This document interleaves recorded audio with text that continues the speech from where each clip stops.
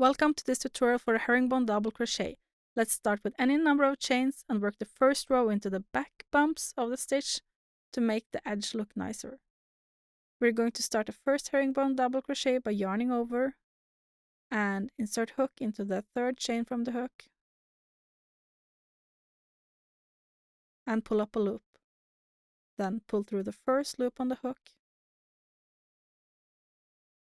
yarn over and pull through one, yarn over and pull through both loops on the hook. You've now finished your first herringbone double crochet. Let's do another one. Yarn over and insert hook into the next stitch and pull up a loop. Then pull through one, yarn over and pull through one, yarn over and pull through both loops on the hook. You're going to continue that across the row to make more herringbone double crochet stitches. Let's do a couple more so you can see.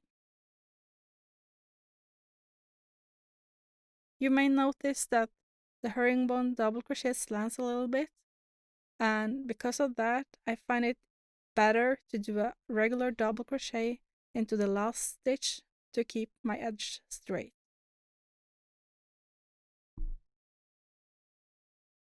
Doing the double crochet into the last stitch, so pull up a loop, go through two, yarn over and go through two. And now you've finished the first row of the herringbone double crochet, and let's do the second row, and this is the row you're going to repeat.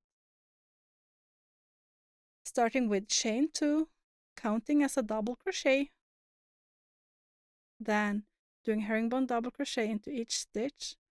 So yarn over and pull up a loop and go through one, yarn over, go through one, yarn over, go through both. Let's do a few more slowly.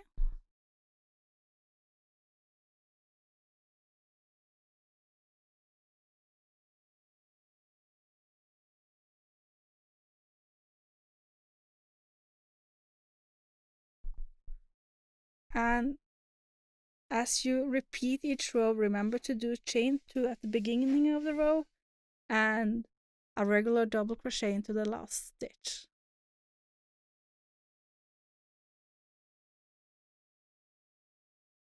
Finishing up the second row.